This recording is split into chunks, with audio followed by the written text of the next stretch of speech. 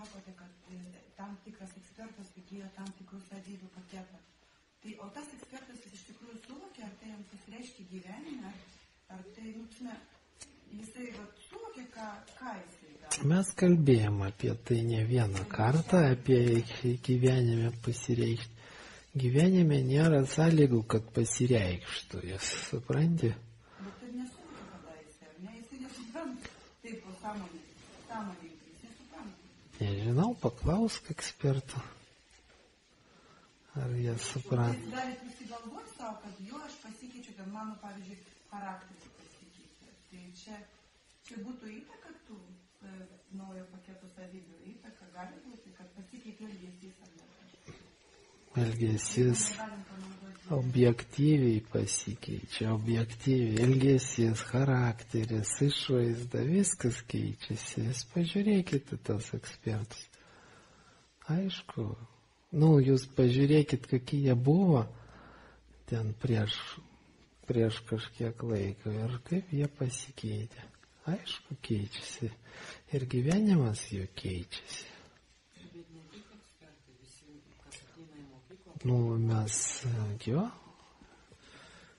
Mes visi keičiamės ir visi šlifuojamės. Ekspertai, jie tiesiog gal labiau plastiški ir neturi savo kažkokių asmeninių ypatumų.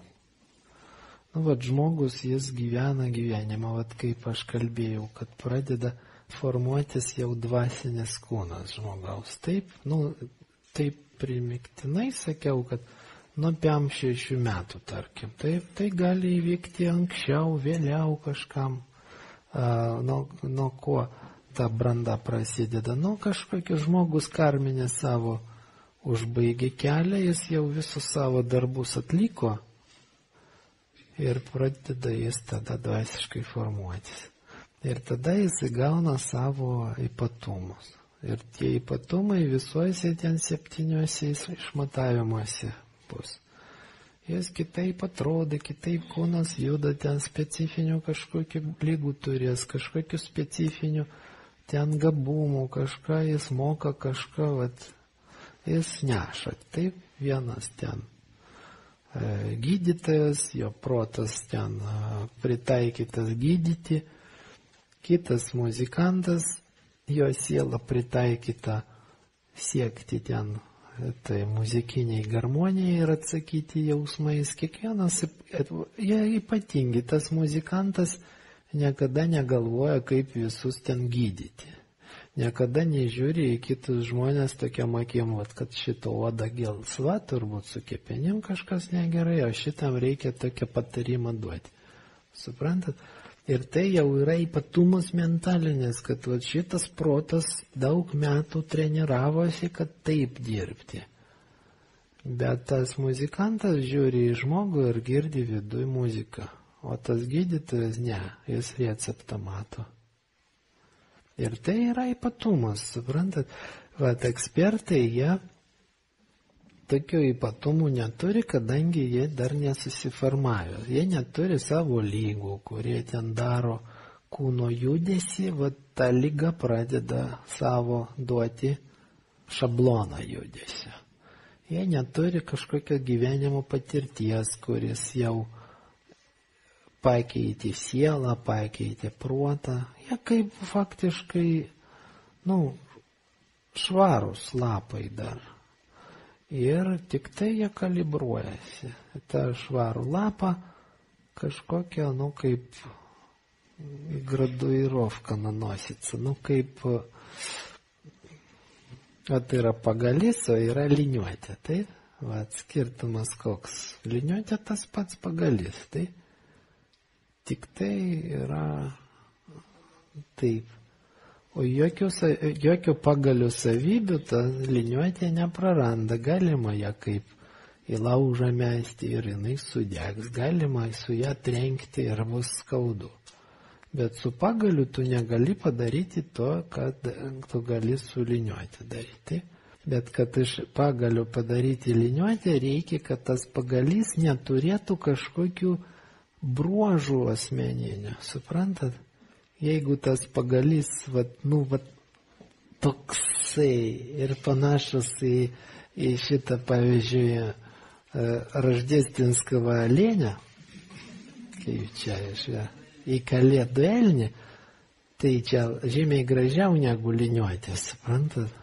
Ir rečiau, tu antro tokio niekada negausi. Bet liniuotės tu iš jo nepadarysi. Tai ekspertai, jie turi, tokie jie, kaip tyros, švarus, o Dievas padarė tokią genotipinę šabloną. Baltą lapą. Dabar gyvenimas tam baltam lape savo istoriją rašys. Suprantat? Ir ekspertai, aišku, jie visą tą savo baltą lapą užpildo gyvenimo bėgį. Eina gyvenimas ten, jis tiesiog gauna tos ypatumus asmeninės, kol jų nėra daug labai. Su ekspertu galima dirbti, galima kompensuoti. Jis gauna ypatumą, mes jį kitais ekspertais kalibruotais kompensuojam. Bet ateina akimirka, kai jau ekspertas jau per daug darosi sudėtingas ir jau jis nelabai.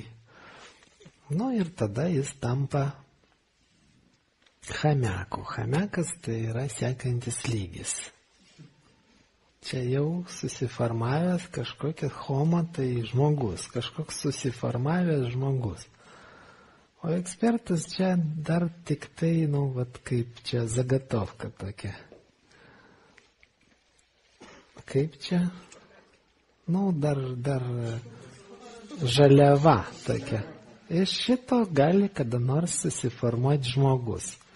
Kitas dalykas, kad iš to eksperto, kuris kalibruotas, kuris graduirovką jau turi, turbūt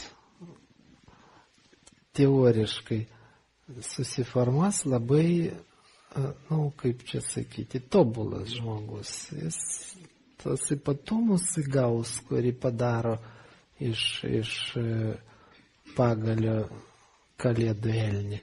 Neatsitiktinai. O jau tas bus nukreiptas tas vystymasis.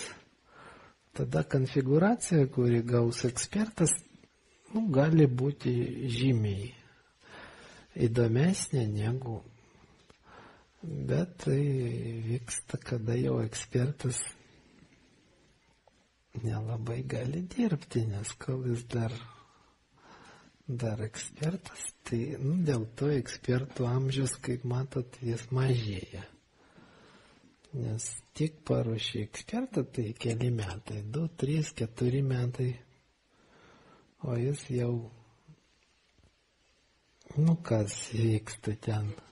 Jis tai dažniausiai, tai įsimyli tas ekspertas, jis kai ekspertų tampa, darosi labai patrauklus, nes viena iš savybių svarbiausių ekspertui tai patrauklumas, taip, nes eksperto paskirties rinkti energiją, rinkti dėmesį. Ekspertas išeina, visi jį žiūri. Idealu, jeigu visi ir įsimyli iš karto. Tada ir daug, ir kokybiškos energijos. Tai kitus neįsimyli, o ten atvirkščiai visi pyksta, kai tas ekspertas išeina, iš kitų juokiasi visi. Svarbu, kad kalibruotė duoda, kad žmonės tam tikrą kažkokią generuoja energiją, tam tikrą mintį. Vieną žiūri, jo gaila visada, kitą žiūri linksmai, trečią žiūri žavisi, visi, ne tai, kad vienas, ne visi, daug. Taip? Ir jeigu aš ne taip į tą ekspertą žiūriu, tai aš vienas. Ir tas antras irgi ne taip žiūri, ir ketvirtas ne taip žiūri, bet 30 žmonių tik tai taip žiūri ir tada mano tas vienetinis ne taip, jo kaip nėra. Taip? Tegu pusė žmonių ne tą energiją generuoja, tegu, nesvarbu. vis tiek jų kiekvienas įvairiai. Šitas taip žiūri, šitas va taip, o va šitie 30 vienodai va taip žiūri. Taip, tada tas ekspertas va, būtent šitą gauna energiją, kuri kiekvienam seminarijai jinai keičiasi.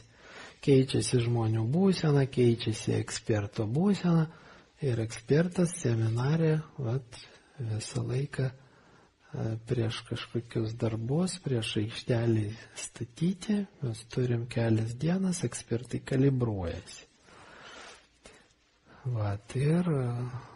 Ir jis turi pritraukti tą dėmesį, jis turi tokią savybę, jinai specialiai ugdoma.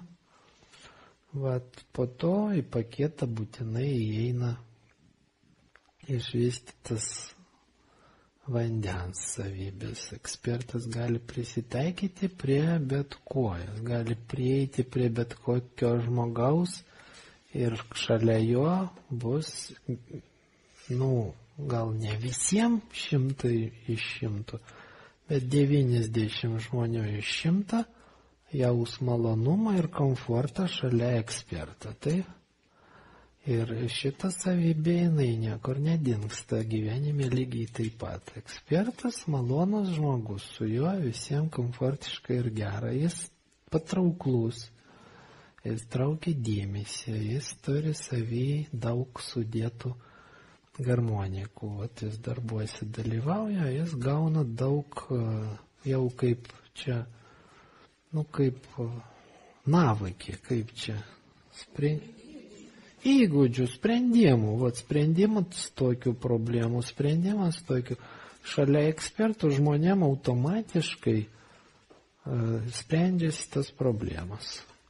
O kadangi ekspertai dalyvauja aikštelės ten įvairių lygmenų, kauzalinė aikštelė, jis turi sprendimų kažkokių tipiškų kauzalinių katastrofų, kažkokių nemalonumų, kurie su žmonėmis gali,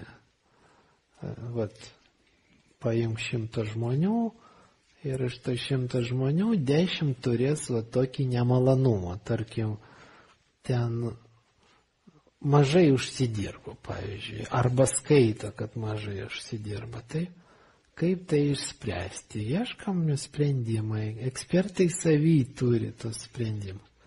Šalia jų pabendravęs su ekspertais, pakontaktavęs žmonės, jam, pradeda gyvenimas ten gerėti, sveikata gerėti, visi sprendimai. Mesgi ieškam ne individualių kažkokių problemų, unikalių, o mes visada ieškom universalių problemų, kad pas daug žmonių turi tą patį problemą. Dabar mes su tą problemą dirbam, ieškom sprendimą. Ir jeigu tu kažkokį savo labai jau ypatingą turi bėdą, tai ekspertas nieko, jau tavo operatorių reikia. Bet mes kaip vis tiek standartizuoti, mūsų kultūra, jinai standartizuoja mus, formuoja mus pagal šablonus. Mes tas pačius multfilmus žiūrim, mes tą pačią mokyklą einam, mes tas pačius drabužius dėvim, mes kaip daromės kaip broilerinį viščiukai vis tiek. Ir dėl to su ekspertais iš tikrųjų labai, žmonėm gera. Ir dėl to, kai ekspertas pradeda dirbti, labai greitai atsiranda visokių ten draugų ir santykių. Taip, jeigu jis jau pagal amžių jau tinka, jis greitai apsineština ir laimingas iš mokyklos keliauja į gyvenimą gyventi. Viena bėda - emigracija.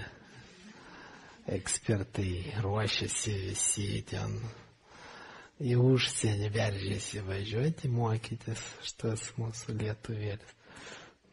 Ką žinau, reikia padaryti taip, kad ekspertui būtų gera čia Lietuvoje, taip, kad jis niekur nenorėtų važiuoti. Tai toks yra sprendimas daryti. Ir Gregoris tam nemažai resursų skyrė, kad jauni mūsų ekspertai rastų čia savo kažkokias realizacijas ir randamės, matom taip, kaip ta komanda labai sėkmingai gyvenimo vandeninė plaukia ir randa toj Lietuvoje, kur visi skundžiasi, kad nėra ką veikti, o jie labai aktyviai ir įdomiai gyvena.